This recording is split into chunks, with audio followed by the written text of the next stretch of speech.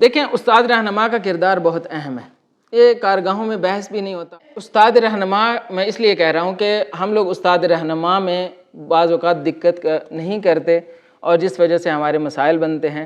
تو میں نے یہ سلائیڈ اس تناظر میں بنائی ہے، اس پس منظر میں بنائی ہے۔ ان چند نکات کو آپ دیکھیے گا، جو دوست جو ہے وہ پایہ نامہ یا رسالہ لیتے ہیں ان کو دیکھیں۔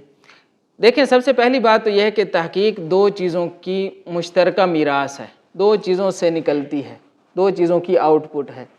ایک ہے طالب علم کی محنت، دوسرا ہے استاد کا تجربہ۔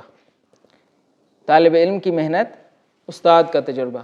اگر طالب علم یہ سمجھتا ہے کہ محنت استاد کرے گا تو ایسا کچھ نہیں ہوگا۔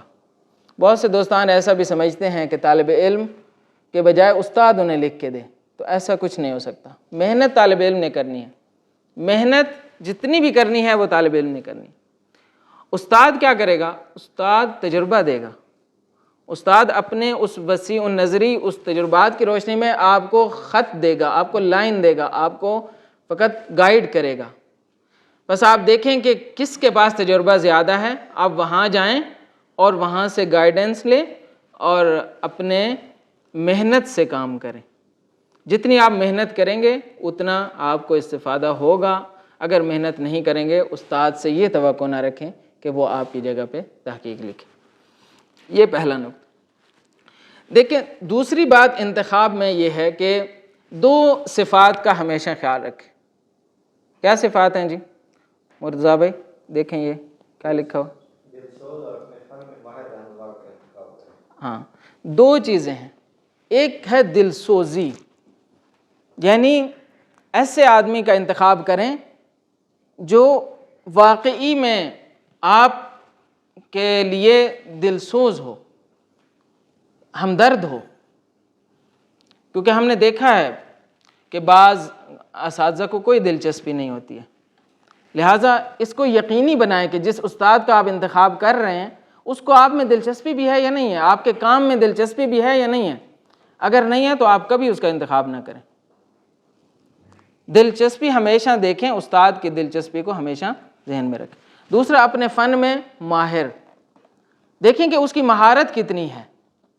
اگر ایک آدمی دلسوز ہے، بہت سے اساتذہ ہوتے ہیں دلسوز ہوتے ہیں اور طلاب جو ہے فقط اسی ایک صفت کو لے کے ان کا انتخاب کرتے ہیں، بعد میں دیکھتے ہیں رہنمائی نہیں کرتا، صحیح سے گائیڈ نہیں کر سکتا۔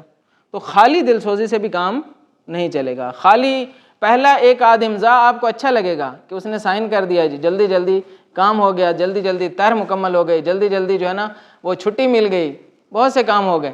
لیکن آگے بھی تو دیکھیں نا کہ اس نے کچھ گائیڈ بھی کرنا ہے، وہ گائیڈ کر سکتا ہے یا نہیں کر سکتا۔ اس کی مہارتوں کو دیکھیں، اس کے سابقہ چیک کریں، اس کے تالیفات دیکھیں، مقالات دیکھیں۔ تو یہ دو صفات ہیں جن کو ہمیشہ ذہن میں رکھیں۔ اگلا نقطہ یہ کہ رہنما راستہ دکھاتا ہے، خوبیوں اور خامیوں کا منصفانہ جائزہ لیتا ہے۔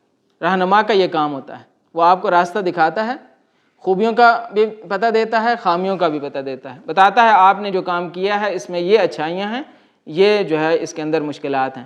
کبھی نہ گھبرائیں کہ استاد نے خامیاں بتائی ہیں، کبھی نہ گھبرائیں اس سے کہ استاد نے خامیاں بتائی ہیں۔ ہاں، خوبیوں کا بھی پتہ دیتا ہے، یہ بھی دیکھیں کہ استاد خوبیاں بتا رہا ہے یا نہیں بتا رہا۔ ایک آخری مسئلہ شہرت ہے۔